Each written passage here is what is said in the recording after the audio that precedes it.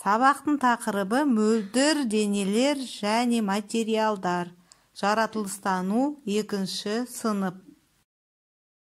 Мақсаты мөлдір денелер және материалдар туралы түсінік. Суреттерді салыстырып көрші. Мөлдір және мөлдір емес денелерге қайсысы жатады деп ойлайсың?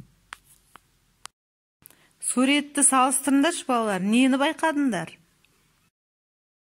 Дұрыс балалар, стақанның ішіндегі сүт көрініп тұр, ал шелектің ішінде не бар екенін бізге көрінбейді, я? Суреттерді мұқият қарап, мөлдір заттар қандай материалдан, ал мөлдір емес заттар қандай материалдан жасалатынын анықтап көр. Төмендегі кестені дәптеріңе сызып алып, тапсырманы орында. Оқулық пен жұмыс.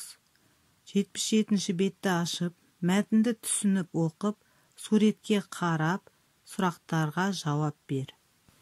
Үйде Хан Шатыр туралы мәтінді оқып, талдау жасап кел. Мөлдір және мөлдір емес материалдарға 1-2 мысалы ойлап тап.